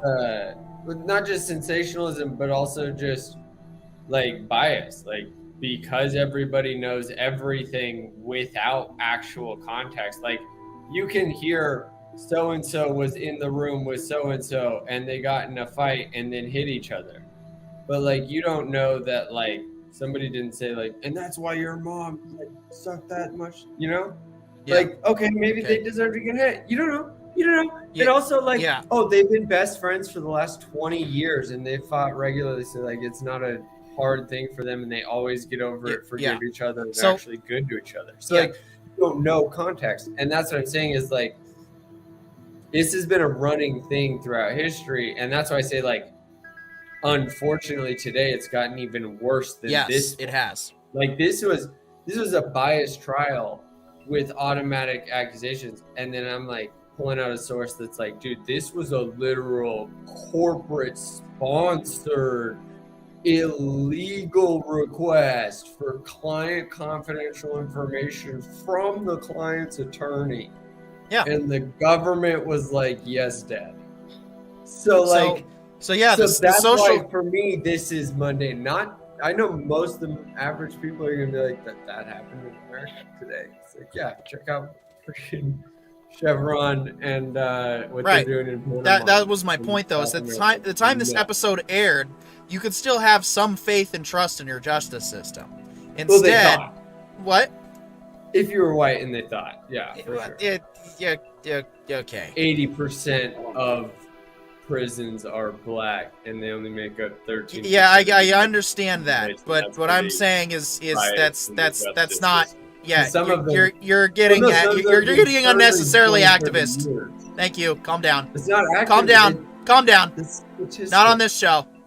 Not on this show. We've been through this. We don't get politically biased on this show. My point is, at that time, you could still have trust in that system to function in your best interest.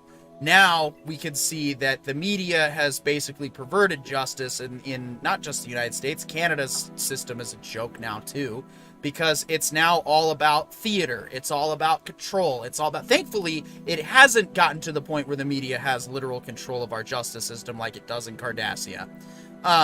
But as you just so pointed out and proved my point, this episode also aged well and is still culturally relevant to this time because you found a case where a corporation put somebody in jail for acting nobly and ethically.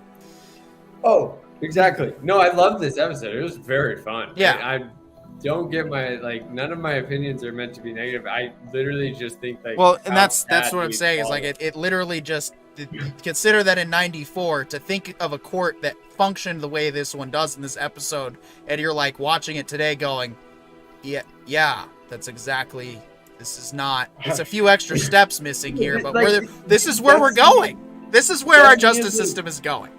Well, I looked up a thing of world events from 1994. Holy smokes. That's why I wanted to go down this show journey, because well, just be careful how you do it. This is a little bit of a tangent, but for me, also part of why I do the show.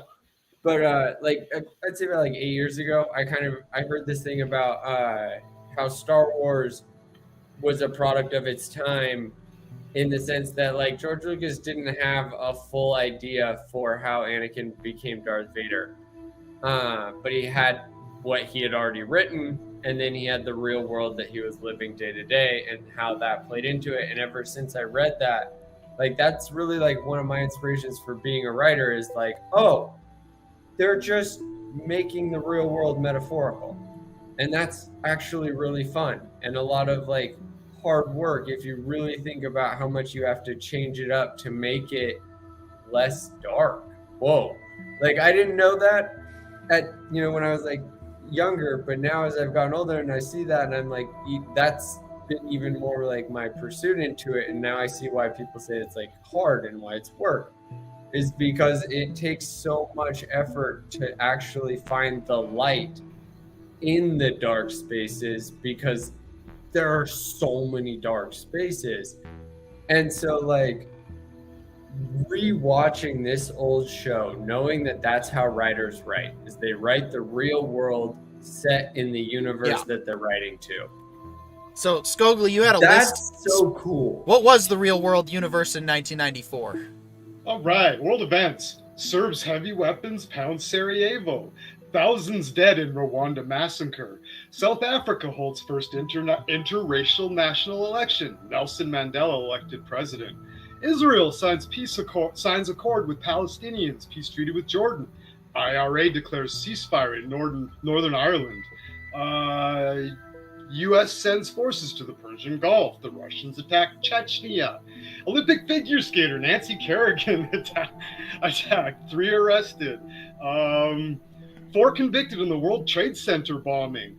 President Clinton accused of sexual harassment. O.J. Simpson arrested in killing his wife. The council topic on that World Trade Center bombing. Apparently, the people that were caught said, like, literally talked to whoever caught them and said, like, asked them why'd they fail, and they're like, because you didn't come by plane. And then 2001, also 94. Hashtag I existed. Not till October. No one cares. No, I know. Yeah, that's fair. Yeah. Congratulations, by the way. I'm YouTubing with a child. I am. I know. right. So am I. Right. Shocked. Oh my god. That was Congratulations, by the way, John. It turns out, apparently, according to a Twitter poll I found, which is absolute irrefutable objective fact, you are actually considered a millennial. So congratulations, you avoided generation dipshit by one. Isn't it like 85? I'm a Gen X millennial. Okay, Cameron Pasha has said on this show on the Rogue Council that I'm Gen X and I adopted Gen X millennial. You were raised by boomers who were raised by Depression era. We were raised by Gen Xers, idiot. No, they were Gen X old, but they were raised by Depression era. Dude, I'm fairly Like, convinced both I of was our raised by parents were in their 40s. I was raised by Star Trek. Like, There you go. World War II old. That's why I'm not a total shithead. But still a shithead. Let's not get carried away here.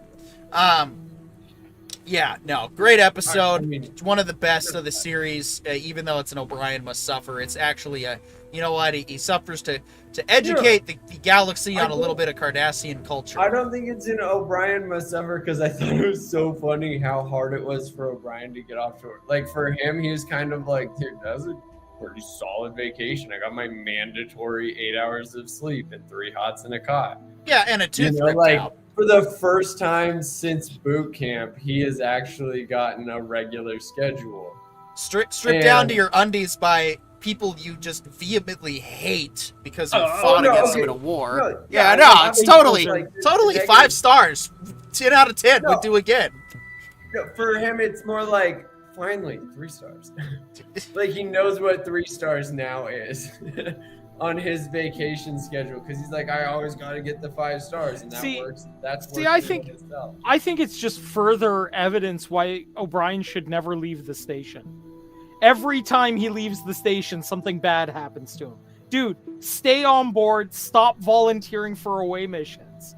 Like, just stop. Get your freaking room remade into a holo suite. Like, you get the one fully maintained holodeck on the entire station because, like, we cannot let you leave, but you can go wherever you want. My bedroom is a holodeck.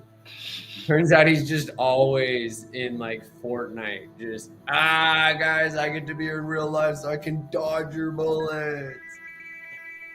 Oh man.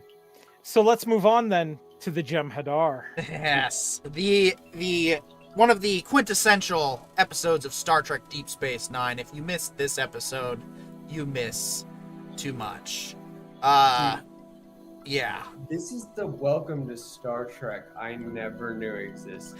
Yeah, there you go. There's That's a- what we were waiting This for. episode Finally. is a quintessential, like, Star Trek actually does know how to do the hard stuff. Like, for me, like, spy novels are the hard ones because you have to like make a character believable, and then B, make an opponent clever enough to be hard to defeat and then defeat it. So like that's like 4 or 5 stages right there. That's pretty intense. Yeah. All right, here we And go. This, welcome to the Federation's truest opponent yet. It's just fire going on out Because here. like, All right, they guys, have let's let all of the PD bad knowledge. let's let None of PD their give the synopsis, ethics. guys. All right. Cisco wants to spend more quality time with Jake. Gross. And encourages him to think of a science project. They decide to make a field trip to the planet in the Gamma Quadrant, which is in its early stages of development. Jake wants to bring Nog along. He needs a good grade to stay in school. When Quark hears Nog is coming, he wants to come along as well. Quark is convinced he can change Cisco's previous decision to forbid him using the station's screens for advertising purposes. After some initial research of the planet, and with Jake and Nog still away, the two men have a meal. When an alien woman suddenly approaches them, she shoots Cisco with a telepathic weapon and claims he is on the run from the Jem'Hadar, soldiers of the Dominion. She advises Cisco and Quark to run, but it's too late. The three are taken captive by them, and it's up to Jake and Nog to rescue them. Shout out again to Arnud Teal for a fantastic spoiler-free synopsis of one of the best episodes of Deep Space Nine. Yeah, so John, you were raving, I believe, about how great this episode was and why you are now a Star Trek fan till the day you die. No, I'm saying this is not just a quintessential Deep Space Nine episode. This is a quintessential Star Trek episode. Like for me, the way I like to divvy things up, especially entertainment, is by the basic genres: your action adventures, your treasure hunters, your exploratory, like those kinds of things. And so like Star Trek has always been one of my favorite, like, let's try to make up space. Like, let's pretend like it is all real. So what does it look like? And I love that. And that's, to me, what like all of the modern Star Trek is missing. They're like, how do we bring Michael Bay to space? It's like, no! Come on. Star Trek is all about basically like bringing Neil deGrasse Tyson level explanations to all of these wild, fantastic like cultures and events, and I love that. But this episode is like, okay, you guys have always had that, and we kind of want to change it up. We're gonna do our own thing. This is Deep Space Nine. We are different. So the Federation is going to have a actual rival that has an entirely different set of ethics. And like, what, I can't remember what that group you guys always talk about. Something 69 Sextig. Section 31. Sure. Project 31. Section 31. Section 31.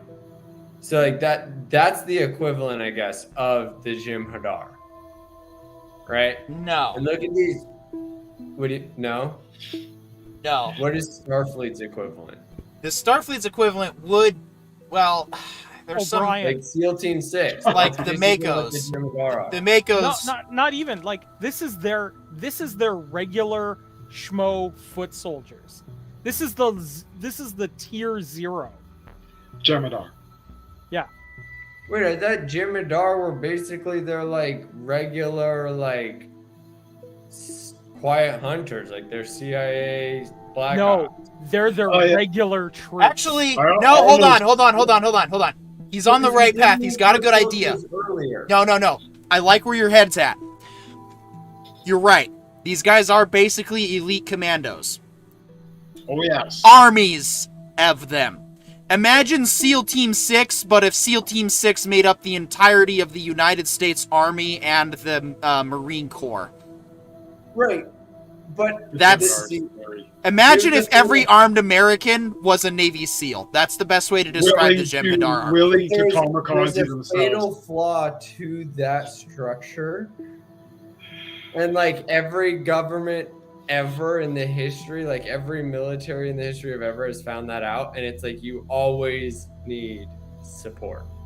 Yeah, Right? stay Bullets tuned. don't fly without supply. That's, you think that, but the founders found a way.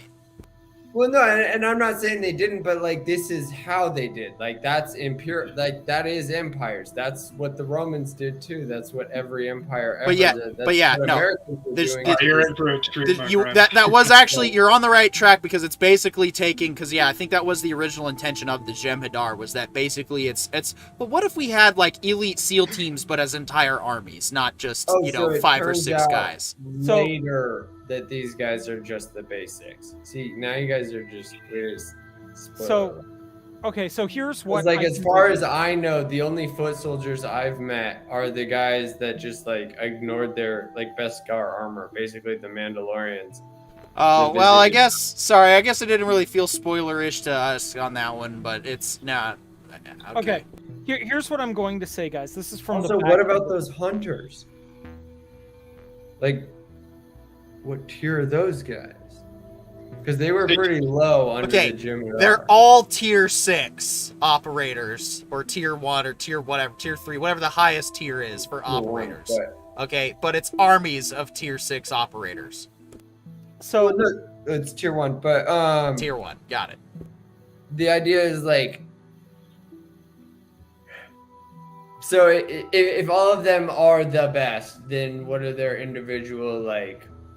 That's roles that what we some of will them are leave. the That's what we will forward. leave. That's what we will leave the show to reveal. Yeah. That's where we'll stop ruining it for you. Well, no, and so but to me, like But the yes. only issue with that. How about this? Do you trust the world building in Silo to be good? No, I'm aware that it's good. Like you Okay. guys have been reading about it for months, but what Yeah. I'm talking about is more in terms of like these are the first, like the Klingons. Klingons have boasted about being this secret and clandestine, and it's always like gugunk, gugunk, gugunk, the troll is here, right? Every time the Klingons show up, but these guys are like, she's like, run before they catch you, and he's like, now it's too late. Like he gave them even more time to pretend like they had a chance. That's how little he cared about them running, because he knew he could like raptor positioning basically. So to me, it's like now the Federation has to actually like play with this, and that's where they have the ultimate upper hand, is because like they're doing it from a point of respect for life. So they're going to do everything they can to defend themselves first and then overcome, which is 2 sets of technology versus one that has always been overcome, which will be fun. That's why I like this. Like, it is actually the Federation finally has a worthy opponent. Like, it is that Kung Fu Panda, finally a worthy opponent. well, okay. To give you guys a little bit of background on the series, the inside baseball. The Dominion was originally designed to be what if the Federation, but incredibly evil. Okay? So, The structure of the Just Dominion like light mafia with slavery. well, that's what I get to say is what if the Federation, but incredibly evil. Well, and what slave is most effective but one that knows how to use a gun and has misplaced undying loyalty to whatever cause you decide them to have? Soldier's the Well, I best mean, slave in the there world. were Persians that like literally found out that wasn't true. Like, none of this stuff is actually that new. That's why I like this. Is like these are just different thought experiments of historical practices, and that's fun. But that's what I mean. Is like it's kind of like an adorable version of history, like in terms of evil. Like, there's the Spanish Inquisition. That was dark. Like, the Dominion could have been that, you know? And they went with, like, kind of bad Romans, I guess. Light Romans. I mean, they wiped out colonies and destroyed civilian ships. They have no regard for values of anybody that we know of, anyway. Yeah, it just does a great job of setting up, and yeah, I'm glad you're excited for the Dominion and that the name is sending chills down your spine, because that's exactly what it's supposed to do at this stage. That's why I love this episode. That's why I've realized that no, you can't really, when we say that DS9 gets good at season 3, no, we mean like we're cranked to 11, we're hammered down full bore until the end of the line. Like, we'll kind of let up a little bit every now and then. We get a couple of nice, one-off episodes throughout. We get other exploration of concepts. Super stoked about that one character that's going to get introduced here soon. But this is what I love about DS9, is that it takes exploring strange new worlds to task in a way that Roddenberry probably never thought of. And that's taking it to strange new concepts, exploring strange new ideas, trying to, just as John hit the nail on the head, well, let's take different thought experiments that have been done in the past, and let's change them for the future. And let's see what they look like through the modern day lens. Let's see what they look like. Well, careful about applying the modern day lens there. Let's see what it looks like to us right now, today. And that's why I love having DS9 on as part of our lineup, because holy crap, is it timeless, but it's just so good. And it's gonna be nice to that we got Strange New Worlds season 2, which I'm like cautiously optimistic about. Yeah, me too. That last trailer was good. Like, it was like, it'll be pretty fucking okay. All right. I like that. Scogliotin, I think you hit the nail on the head. Strange New Worlds will be crazy freaking adequate. Yeah. Like, it's like the Denny's of Star Trek, Right? Like, that's perfect. You're not getting gourmet food, but it's not gonna suck either, because Denny's is the world's most okay diner. The okayest food in the world is at Denny's. Said Strange New Worlds is the most okay Star Trek. So I love that. Dude, that needs to be our promotion for Strange New Worlds. The Denny's of Trek. The Denny's of Star. I mean, it's bright yellow. It's always, you know what you're getting with Denny's, and I know what we're gonna be getting with Nick Jr. TOS. So it's gonna be fun. And you know what?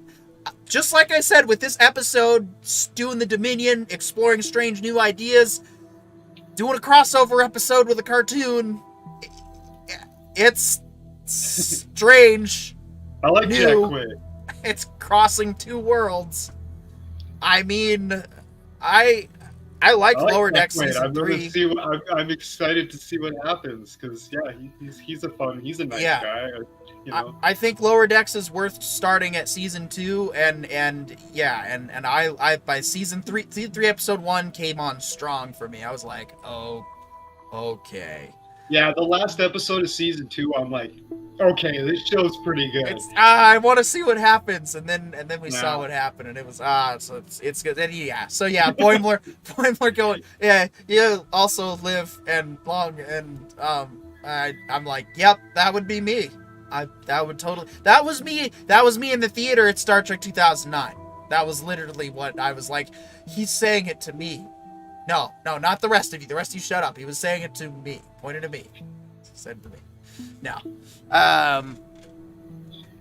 Yeah. So, John, You excited? Are you gonna be able to contain yourself for season 3 or what? Like, do we need to start a new show? I'm gonna be honest.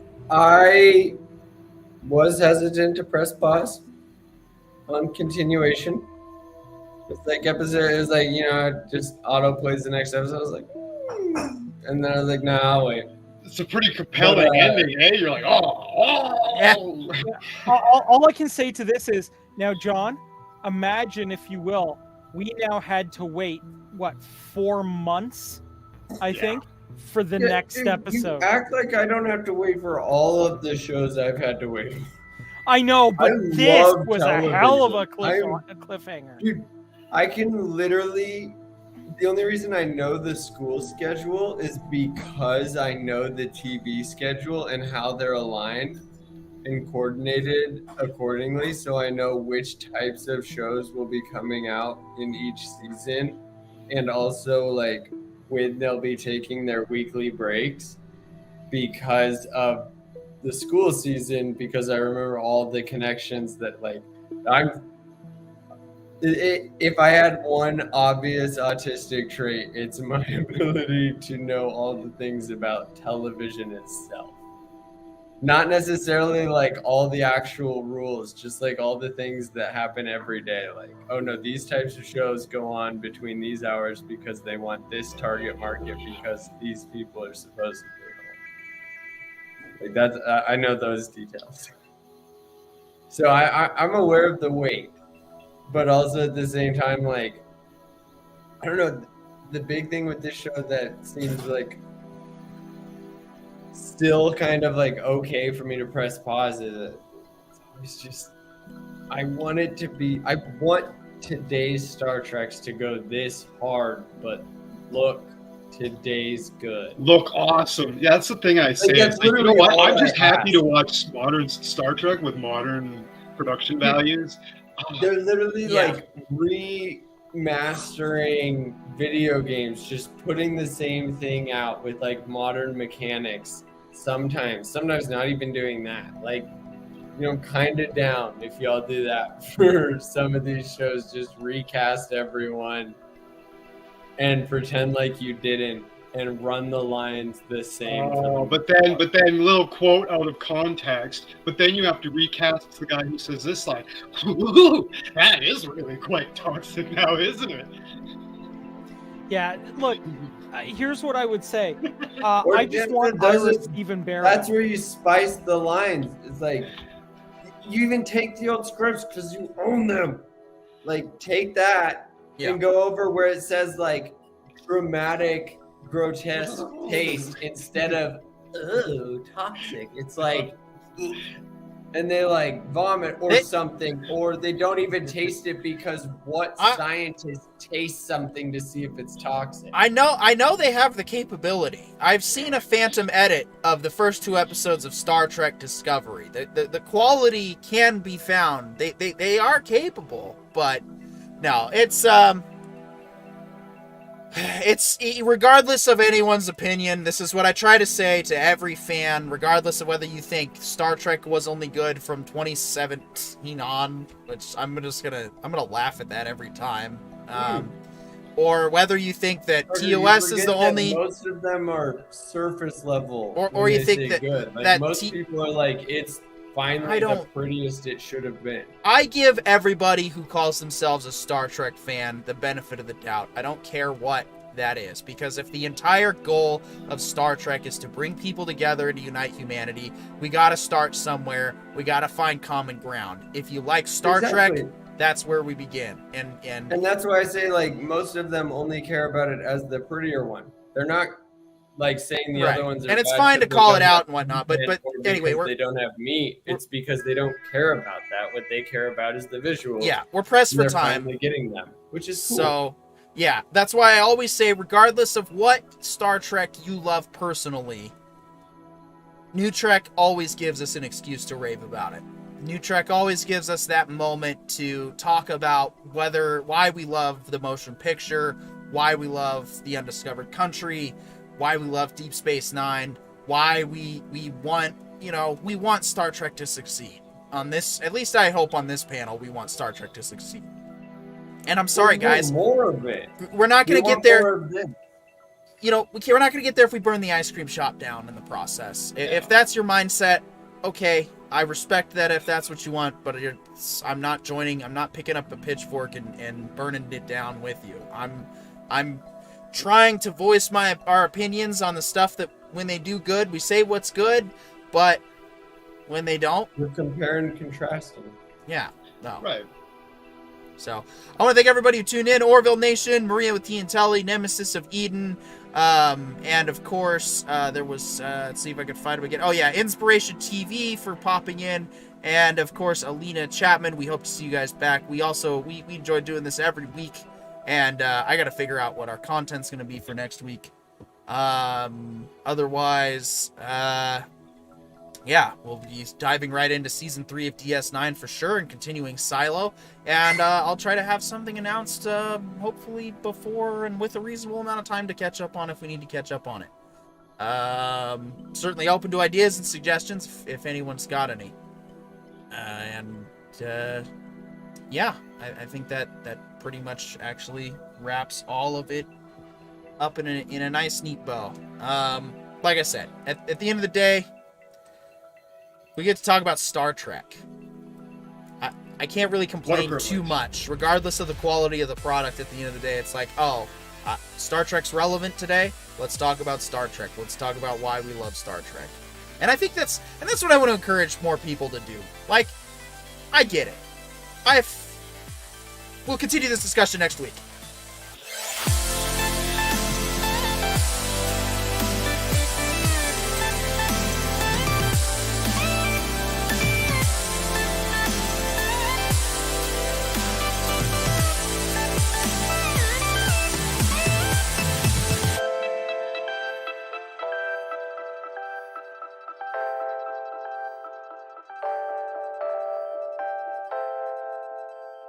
This has been a presentation of the Writer Brothers Tuesday Night Live Show. The Writer Brothers, restoring respect into discourse.